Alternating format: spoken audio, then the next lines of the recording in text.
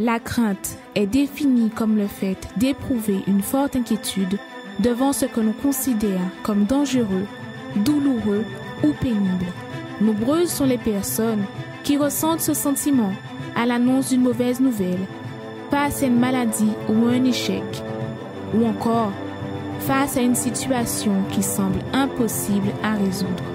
Mais le Seigneur Jésus a dit « Ne crains pas, crois seulement. » Croire, c'est confier, remettre, avoir la certitude que même si la situation semble difficile, Dieu ne faillira pas. Croyez-vous? Alors, venez confier ce qui cause votre crainte à Jésus, au Centre d'accueil universel des Abîmes.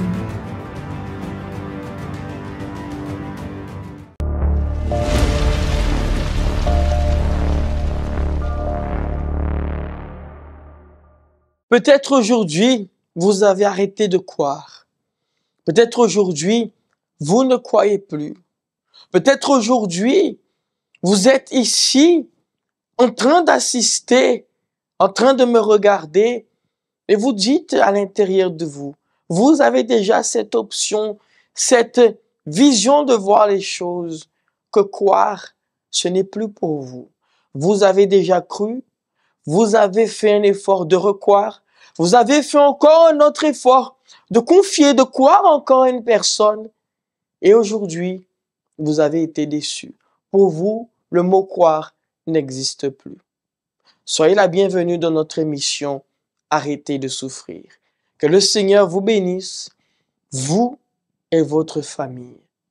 J'aimerais que, à travers de cette émission, vous puissiez voir une chose, qu'il est possible d'arrêter de souffrir. Il est possible de croire, mais pas comme vous avez cru. De croire sans pouvoir être déçu. Il est possible, monsieur, madame. Il est possible, comme vous venez de voir dans cette vidéo avant, de croire seulement et sans avoir de pressentiment. Vous savez que beaucoup de personnes, lorsqu'ils ont déjà cru et qu'ils ont été déçus derrière, alors pour croire encore en une personne, en une parole, en une action de quelqu'un, c'est difficile. Parce qu'il y a à l'intérieur il y a déjà cette autodéfense, si je peux dire cela. Cette autodéfense. Que même si la personne dit, il est possible, ou la personne dit, non, tu sais, je vais faire comme ça, je te promets, ou même moi-même, lorsque je suis en train de parler pour vous, en vous disant de croire seulement, et que vous, il est possible de croire seulement, et sans avoir de doute derrière, de marge de doute derrière, peut-être que vous, il y a cette autodéfense qui dit, qu'est-ce qui me garantit cela? Qu'est-ce qui me garantit que ce que vous êtes en train de me dire est vrai? Peut-être qu'il va te trahir encore. Peut-être c'est un mensonge encore. Peut-être derrière, tu vas être déçu. Il y a cette autodéfense. Mais voyez une chose. Si je voulais vous trahir, si je voulais vous tromper derrière, je ne serais pas en train de vous parler de ce que vous ressentez déjà là à l'intérieur de vous. Pensons intelligemment, vous qui êtes en train de me regarder.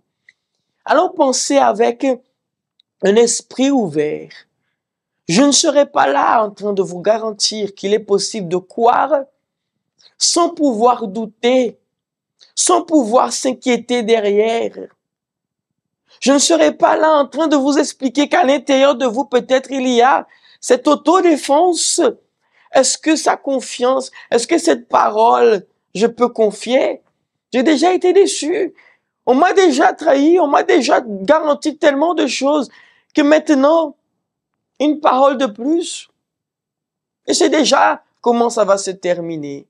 Je ne serai pas là ainsi en train de vous parler de ce que vous sentez intérieurement.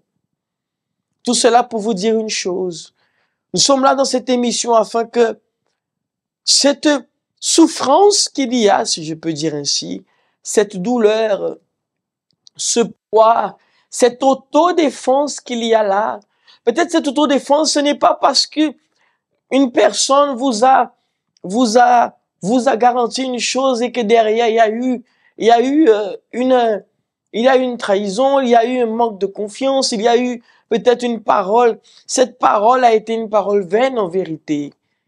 Mais peut-être que derrière cela se cache, excusez-moi, une souffrance énorme. Parce que quelqu'un vous a garanti peut-être d'être heureux, heureuse, et que derrière cela, il n'y a eu que de la tromperie, il n'y a eu que des cachotteries, il y a eu de l'infidélité, il y a eu encore plus grand que cela peut-être. Il y a eu des choses encore plus grandes que cela que vous dites comme ça, mais vous pouvez même pas imaginer par quoi je passe. Mais dites-vous une chose, il est possible aujourd'hui de croire seulement sans pouvoir se préoccuper, est-ce que cette parole est vraie? Je vais vous montrer une parole ici d'un homme dans le texte sacré qui se réfère à la Bible, que cet homme en vérité s'est plaint de sa naissance, s'est plaint d'être en vérité en vie, d'être né, se dit pourquoi suis-je né si c'est pour souffrir ainsi? Peut-être que vous aussi, vous êtes en train de vous poser la question, pourquoi suis-je au monde? Pourquoi m'a-t-on mis au monde? Si c'est pour que je pleure, je souffre, je passe par tant de problèmes, je passe par tant de souffrances, je ne sais même plus comment mettre fin à cela. Je ne sais même plus par quelle oreille poser ma tête là sur l'oreiller. Vous ne savez même plus. Parce que vous vous tournez à gauche, vous vous tournez à droite, vous vous mettez sur le ventre, sur le dos en regardant un plafond. Vous ne trouvez plus le sommeil. Et vous dites, à quoi bon vivre?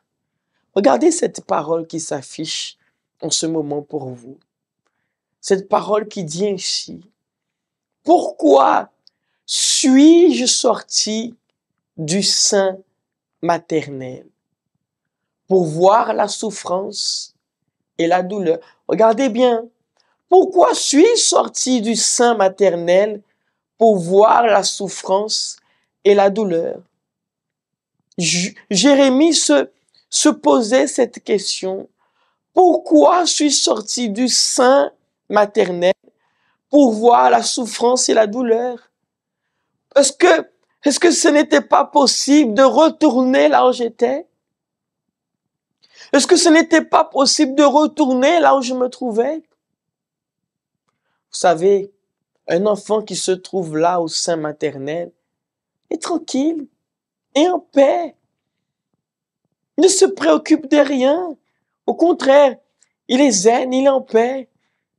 Et peut-être que aujourd'hui, vous vous posez cette même question. Mais il dit ensuite, et pour consumer mes jours dans la honte.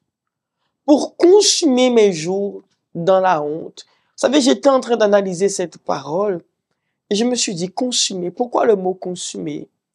Et si nous cherchons là, la définition, là, dans ce mot qui est consumé, nous voyons ici, je vais lire pour vous ici, la définition du mot consumer qui dit, consumer une chose est le fait de l'user jusqu'à le détruire complètement. Consumer une chose est le fait de l'user jusqu'à le détruire complètement. Et voyez qu'il disait, et pour consumer mes jours dans la honte. Autrement dit, ces jours étaient en train d'être détruits complètement. Ils se trouvaient anéantis, ils se trouvaient sans force, ils se trouvaient sans désir de pouvoir se dire un jour, je vais sortir de cette situation. Il faut que je sorte de cette situation. Autrement dit, ils ne croyaient plus. Peut-être, monsieur, madame, regardez-moi, vous sentez dans cette situation. Vous ne croyez plus. Vous n'avez plus le désir. Vous n'avez plus cette envie de vous dire, je vais m'en sortir un jour. Non, vous avez tellement cru en des paroles qu'aujourd'hui, vous n'avez plus l'envie. Vous n'avez plus l'envie de croire que un jour vous allez vous en sortir. J'aimerais que vous puissiez noter, faire une chose, noter ce numéro qui est juste ici. Ce numéro qui s'affiche juste ici. Notez ce numéro parce que vous en aurez besoin dans la fin de cette émission. Vous en aurez besoin. Mais j'aimerais vous montrer ce témoignage. Cette personne qui a souffert aussi. Cette personne qui a tant souffert, mais qui aujourd'hui se retrouve libre. Mais quand je vous dis souffert, a souffert depuis son jeune âge, a souffert depuis longtemps, mais qui aujourd'hui se sent libre.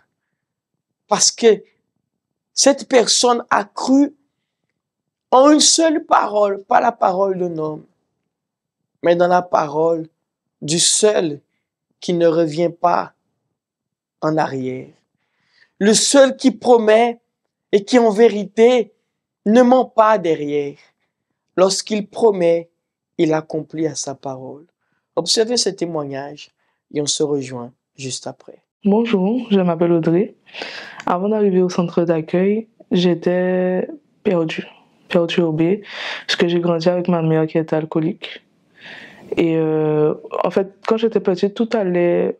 J'avais pas encore conscience de ce que je vivais. Donc du coup, j'avais la joie de vivre comme un enfant. Et j'avais tout ce qu'il me fallait. Mais au fur et à mesure, j'ai vu qu'il y avait un problème dans mon foyer. J'avais constaté que ma mère était dépressive, elle buvait beaucoup d'alcool. Elle aimait beaucoup s'amuser, mais avec une souffrance qu'elle portait en fait. Et sa souffrance a été ma souffrance. Donc en grandissant, j'ai vu qu'avec elle, elle buvait de l'alcool, je recevais des humiliations.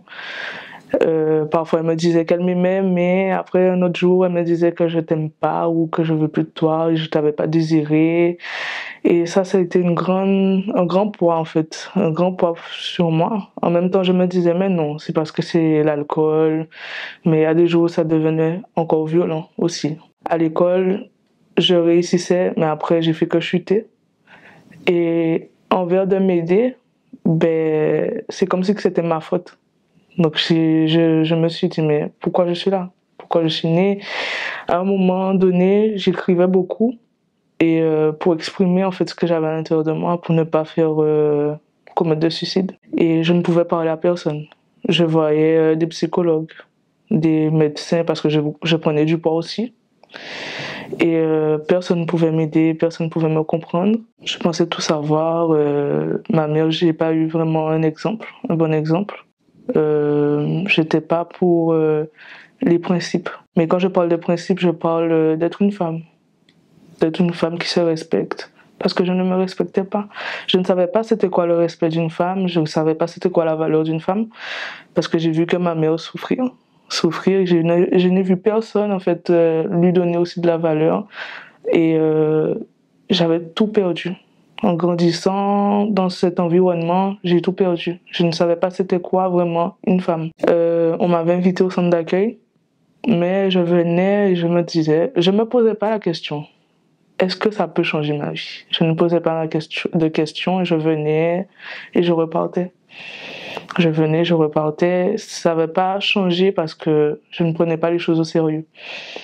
Et quand j'ai perdu ma mère à cause de l'alcool, à cause de la cigarette, à cause de la dépression, ça a été un gouffre total, parce que c'est là que j'ai réalisé qu'elle était quand même mon repère. Malgré tout ce qu'on avait vécu, je l'aimais énormément. C'était quand même ma référente, en quelque sorte, parce qu'elle tenait ferme par rapport aux difficultés. Mais elle avait besoin de quelqu'un de plus fort pour pouvoir vaincre les situations. C'est comme si qu'elle survivait, et pour moi c'était ça, la vie, survivre. Alors que non. Quand je suis tombée vraiment de bas par rapport à la dépression, je ne trouvais plus d'issue de secours.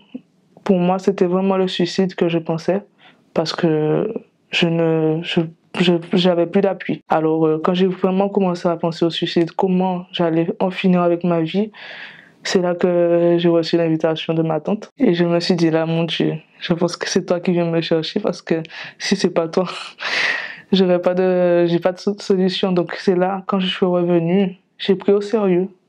J'ai écouté la parole. J'ai commencé à mettre en pratique tout ce qui sortait sans me poser de questions de, ah oui, qu'est-ce qu'ils vont faire? Non, je me suis vraiment donné. En fait, j'ai fait vivre cette foi qu'on parle, qu'on prêche. Parce que on a la foi, mais elle est endormie. Et c'est à travers les propos qu'on réveille la foi. J'ai commencé à évangéliser. J'ai commencé à changer d'attitude. Parce que j'étais quelqu'un de colérique. J'ai dû changer beaucoup à l'intérieur de moi. La haine que j'avais envers ma mère. Malgré qu'elle était décédée, j'avais la haine envers mon père aussi. Parce que le fait que j'ai pas connu de foyer exemplaire, j'avais beaucoup de haine envers ma famille. Mais je donnais de l'amour malgré cela. Mais j'avais beaucoup de haine. Et quand j'ai vu cela, j'ai dû faire les démarches pour le pardon. Même envers ma fille, parce que je m'énervais. Et quand je m'énervais, je voyais personne. Donc j'ai dû faire les démarches. Même petite, j'ai eu l'humilité de lui demander pardon. C'est pas facile. Mais lorsqu'on a Dieu, on y va. Et après, c'est lui qui fait le reste. Et par la suite, j'avais connu le jeûne de Daniel et ça a été un combat. Ça a été un combat, mais j'ai pas lâché parce que à l'intérieur de moi, il fallait que j'ai cette aide, le Saint-Esprit. Il fallait que j'ai cette aide parce que sans le Saint-Esprit, je pouvais tout lâcher, tout abandonner encore une fois. Parce que j'ai connu c'est quoi le fond du puits. Je ne voulais plus reconnaître cela. Et c'est seulement le Saint-Esprit qui pouvait me donner cela. Donc, quand j'ai entendu parler du Saint-Esprit, j'ai dit, mon Dieu, j'étais venue pour changer tout ce qui était à l'extérieur, pas pour changer des choses à l'intérieur de moi. Mais quand j'ai entendu parler du Saint-Esprit, ce que le Saint-Esprit faisait, la joie, la paix, malgré les difficultés, malgré les luttes, mais on a la paix. On a Dieu avec nous, à l'intérieur de nous. J'ai tout laissé comme objectif et je me suis consacrée au Saint-Esprit. J'ai commencé à jeûner, à prier. Ça a été une guerre. C'était soit j'abandonne ou soit je continue la course. Mais j'ai dit, bon, je reste. Et il y a eu l'opportunité de la campagne d'Israël. Et c'est là que j'ai reçu le Saint-Esprit. C'est là que j'ai reçu le Saint-Esprit. J'ai reçu cette paix, cette joie, cet amour que Dieu a pour nous. Et c'est là que j'ai dit, là maintenant, je peux continuer à lutter maintenant. Là, je peux continuer à lutter, mais pas toute seule, avec lui. Ce que le Saint-Esprit a changé, c'est d'abord moi, à mon intérieur, parce que je me sentais beaucoup seule. Beaucoup seule, il fallait que j'ai un appui quelconque. Et depuis que j'ai le Saint-Esprit, je me sens plus seule. Je ne porte plus le poids que je portais avant. Je suis libre. Je suis libre, j'ai la joie, j'ai la paix, même s'il y a des difficultés. Même ma fille, elle voit, il y a le changement. Je ne m'énerve pas, je ne saute pas sur des occasions pour pouvoir me défouler parce que j'ai la paix, je suis libre. Il faut le Saint-Esprit pour connaître véritablement Dieu et vivre en fait une vie avec lui. On a besoin du Saint-Esprit pour avoir la paix, la joie, la véritable paix et la véritable joie. Parce qu'on a la joie qui se termine dans les fêtes, des choses comme ça. Mais ça, c'est éphémère et ça se termine très vite. Et le plus souvent, ça nous engendre des problèmes. Sachant qu'avec le Saint-Esprit, on a la paix, on a la joie, on n'a pas besoin de divertissement qui pourrait nous mettre en danger. Avec le Saint-Esprit, on a la force aussi pour vaincre des choses qu'on n'arrive pas à vaincre par nous-mêmes. Vous avez entendu son témoignage. Et voyez le témoignage d'Audrey. Elle survivait. Elle est venue au centre d'accueil, mais elle n'a pas cru en la parole quand elle est arrivée. Mais c'est lorsqu'elle est revenue qu'elle s'est dit qu'elle doit croire.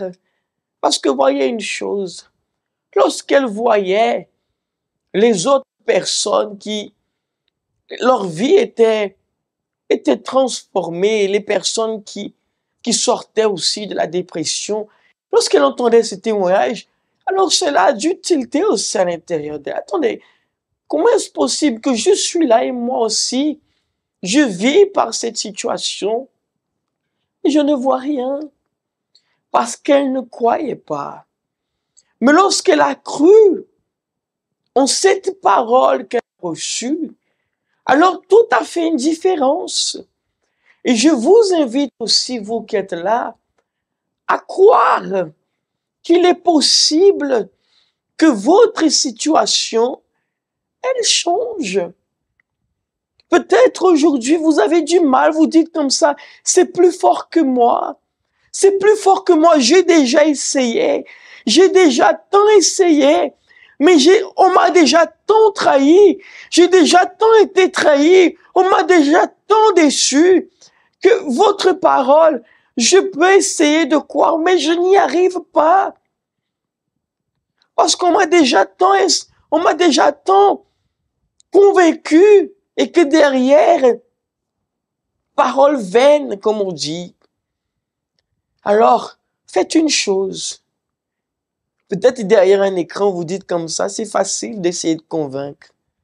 Alors, je vous invite à venir. Je vous regarde dans les yeux et je vous invite à venir ici au centre d'accueil universel. Comme ça, nous ne sommes pas derrière un écran. Nous serons là pour vous regarder dans les yeux et vous dire, il est possible que votre vie, elle change. Il est possible que vous arrêtez de souffrir. Il est tout possible que vous arrêtez de pleurer, monsieur, madame. Il est possible que cette douleur, elle finisse. Il est possible que ces larmes cessent. Il est possible, mes amis, que ce fardeau que vous portez, il cesse. Peut-être que ce que vous vivez, vous n'avez raconté à personne, parce que vous n'arrivez à faire confiance à personne. Je ne vous invite pas à me faire confiance, parce que je suis un homme. Mais je vous invite à faire confiance à Dieu. À Dieu. À Dieu. Derrière un écran, c'est facile de parler. Et je vous garantis cela. Mais venez au centre d'accueil. Venez nous regarder dans les yeux et nous dire, est-ce que vous êtes sûr que ma vie peut changer? Et je vais vous regarder dans les yeux et vous dire, c'est possible. Mais vous devez confier en mon Dieu, au Dieu que je sers. Vous pouvez être sûr de cela. S'il vous plaît, j'aimerais que vous fassiez une chose. Ne restez plus derrière un écran. Prenez une attitude comme Audrey elle a pris. Prenez une attitude comme tous les autres témoignages que vous avez vus. Ils ont pris une attitude de sortir de là où ils sont, de sortir de leur place et de venir voir de leurs propres yeux. Parce que parole, vous avez déjà reçu trop de belles paroles. Mais voir de vos propres yeux en action. Soyez là tous les jours s'il faut pour voir. Je veux voir véritablement si ce que vous dites derrière l'écran est vrai. Mes amis, pour voir, il faut être là. Il n'y a pas d'autre issue. Vous avez déjà tout tenté. Alors, il est temps que vous puissiez voir cela en attitude de vos propres yeux. C'est pour cela, je vous garantis que vous allez voir cette transformation dans votre vie. Je vais vous laisser avec ce spot qui parle de nos adresses. Vous verrez nos adresses du centre d'accueil universel. Juste après, on vous laissera ce spot d'aide avec notre agenda aussi de chaque jour. À tout de suite. Connaissez-vous nos centres d'accueil universels ici dans les Dômes? Notre siège est situé en Guadeloupe, aux Abîmes, au 6 Morne-Verguin, en face de la Brède, entre le KFC et le McDonald's. Nous avons aussi nos centres d'accueil à Pointe-à-Pitre, au 29 quai Lefebvre, en face du parking du port. À Baïf, au 51 impasse Louis Blériot, Zac des Pères Blancs, derrière le Super U. À Saint-François, à la rue Charles-Junon, à 100 mètres du marché de la Rotonde. Nous sommes aussi en Martinique, au 42 rue Garnier-Pagès, proche du Leader Price à Fort-de-France. Mais aussi en Guyane française, à Cayenne, au 19 zone artisanale Galmo, proche de l'entrée du CFA. Ainsi qu'à Kourou, au 1 rue du Levant, proche du Lip Service Ting. Si vous désirez plus d'informations, vous pouvez nous contacter sur notre ligne AMI au 05 90 28 33 83 ou sur notre WhatsApp au 06 90 55 16 70.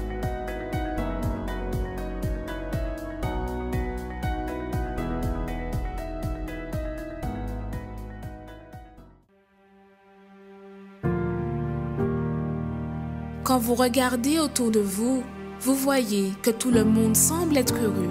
Vous aussi, vous aimeriez avoir ce bonheur, mais vous ne l'avez pas à cause d'un problème que vous ne pouvez pas résoudre.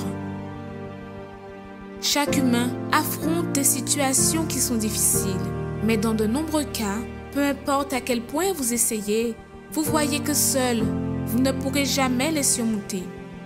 Quelle est la situation qui enlève votre paix? Votre santé fragile ou celle des membres de votre famille? La division dans votre foyer? Les portes qui sont fermées? Les vices? Mais même quand tout semble perdu, sachez qu'il y a une solution, une clameur, un lieu de guérison où les miracles arrivent dans la vie de ceux qui croient. Ne manquez pas cette occasion de changer l'histoire de votre vie. Tous les jours, trouvez une porte ouverte pour résoudre votre problème. Lundi, recevez une orientation pour votre réussite financière. Mardi, déterminez la restauration de votre santé. Mercredi, renforcez votre communion avec Dieu. Jeudi, clamez pour votre famille et votre vie sentimentale. Vendredi, venez chercher la délivrance spirituelle. Samedi, priez pour tous les cas qui sont impossibles. Et dimanche, commencez la semaine avec la bonne direction de Dieu. Universel d'Homme, en Ouaï. Vous avez pu voir nos adresses. J'aimerais que vous puissiez venir. Dès que vous venez, vous pouvez demander pour moi. Demandez directement pour moi. Il n'y a pas de problème. Nous serons là. Peu importe, nous sommes ouverts dès 6 heures du matin jusqu'à 21h30. Et nous serons là à votre disposition. Vous pouvez nous appeler aussi. Vous avez notre ligne Amis 24 heures. Nous serons à votre disposition. Nous serons là en faveur de chacun d'entre vous. J'aimerais vous inviter si vous voulez. Mais avant, regardez encore cette parole que nous avons parlé là dans le livre de Jérémie. Il dit ainsi: pourquoi suis-je sorti du sein maternel pour voir la souffrance et la douleur et pour consumer mes jours dans la honte. Demain, nous allons continuer avec cette parole pour vous montrer l'autre définition de ce mot consumer. De ce mot qui est le mot consumer. Vous qui êtes en train de me regarder, vous pouvez être sûr d'une chose. Lorsque vous allez poser votre pied, et je vous garantis cela, lorsque vous poserez vos pieds ici au centre d'accueil, vous allez déjà sentir une différence. Vous verrez déjà une différence à l'intérieur de vous. Et tout cela sera un signe qui vous montrera que Dieu est là. Dieu ne vous oublie pas, madame, monsieur, jeune. Dieu ne vous oublie pas. Peu importe qui vous êtes, dites-vous une chose. La solution, elle est là pour vous. J'aimerais que vous puissiez préparer votre verre d'eau, votre bouteille d'eau, parce que dans un moment, nous allons faire la prière pour chacun d'entre vous qui est ici dans cette émission. Vous assistez à cette émission. Vous êtes là chaque mardi. Chaque mardi, vous êtes là en train de nous regarder. Et je sais qu'il y a beaucoup de personnes qui nous regardent. Vous nous regardez. Vous n'avez pas encore pris la décision de venir au centre d'accueil universel. Et vous nous regardez, vous êtes là. Dites-vous une chose.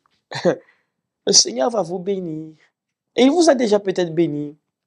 Et dites-vous une chose. Lorsque vous viendrez, je serai content de vous voir. Parce que je serai que, même moi, dans mes prières, parce que je prie en faveur de chacun d'entre vous qui assistez à cette émission, je serai content de vous voir parce que je sais que le Seigneur aura exaucé à mes prières, à ma prière en faveur de vous, à cette prière que je fais à chaque émission pour vous. Et dites-vous une chose, j'aimerais que quand vous viendrez au centre d'accueil, vous me cherchez. Et vous, quand vous allez me voir, vous allez me dire juste une chose. Votre prière, Dieu a répondu. Car cela sera un plaisir de vous regarder dans les yeux et de vous dire, je suis prêt à lutter avec vous pour que votre vie, elle change. Vous pouvez être sûr de cela. Dès que vous viendrez au centre d'accueil universel, demandez pour moi. Demandez pour moi. Vous pouvez demander, car je serai là pour vous. Vous pouvez être sûr de cela. Préparez votre verre d'eau, votre bouteille d'eau, parce que dans un moment, nous allons prier en faveur de chacun d'entre vous.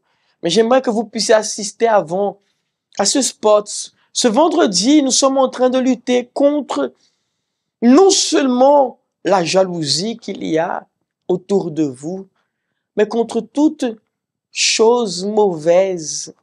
Lorsque nous parlons de choses mauvaises, vous savez que nous entendons qu'il y a beaucoup de faits divers qui sont en train de se passer ici en Guadeloupe.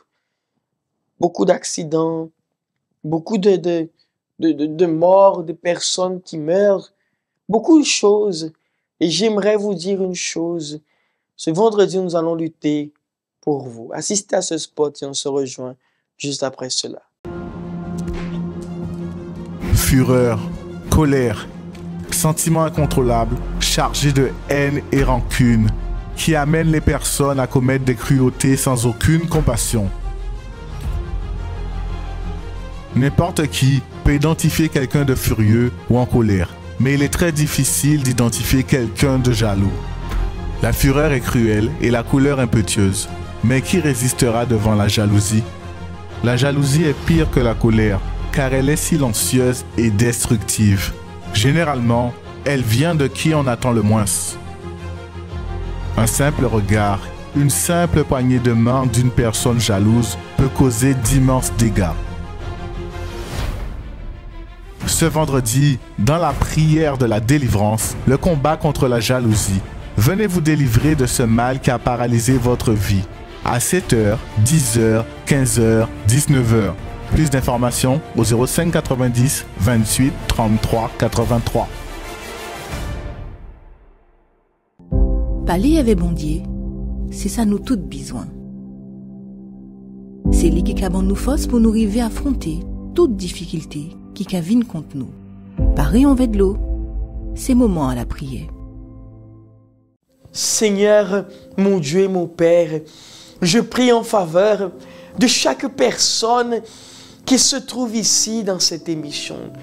Des personnes qui ont ce désir de venir. Des personnes qui n'ont pas peut-être encore pris la décision de venir, mais qui sait qu'à l'intérieur d'elles, qui sait qu'un jour je viendrai, un jour j'irai. Seigneur, je veux que tu viennes à bénir chacun d'entre eux, que tu viennes enlever de leur intérieur toute négativité, toute pensée négative, ces pensées obscures parfois qui sont en train d'envahir sa vie, ses chemins, son sommeil. Des personnes qui se retrouvent avec des pensées, mon Dieu, parfois de mettre fin à leur vie en pensant que c'est la solution. Mais non, ce n'est pas la solution. Va à la rencontre de chacun d'entre eux. Des personnes qui sont malades là à l'hôpital, des personnes qui sont en prison, même ceux qui sont en prison, je prie en faveur d'eux car ce que je sais que tu as un plan pour chacun d'entre eux. Visite-les, donne-leur la force, Seigneur. La force que même en étant là emprisonnés, mon Dieu, qu'intérieurement ils se sentent libres. Ah, mon Père, viens agir, viens faire en sorte que chacun d'entre eux soit relevé, soit fortifié par toi. C'est cela que je te demande, mon Dieu. Mon Père, je bénis chacun d'entre eux et qu'au moment qu'ils seront ici dans ta maison, ils puissent trouver la véritable solution qui est toi. Je bénis, je consacre ce verre d'eau et que cette eau soit un signe, cette eau soit le signe qui apportera la victoire dans leur vie au nom de Jésus. Amen. Mes amis, là où vous êtes, buvez de cette eau et soyez libres, soyez fortifiés, soyez relevés par Dieu au nom de Jésus.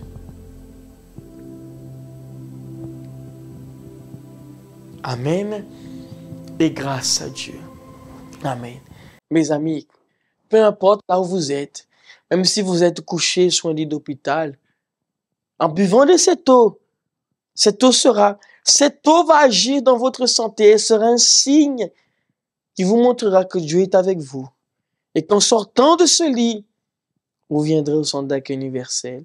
Vous qui êtes en prison, vous qui êtes là en prison, peut-être vous me regardez, dites-vous une chose, l'eau que vous êtes en train de boire sera l'eau qui va vous donner la force, la vie, afin qu'au moment où vous sortirez d'ici aussi, de là-bas, vous viendrez au centre d'accueil universel. Vous pouvez être sûr, je serai là pour vous. Même vous qui êtes dans votre maison aussi, à la maison, je vous attends au centre d'accueil universel. Que le Seigneur vous bénisse, qu'il vous accompagne et que sa lumière soit avec vous.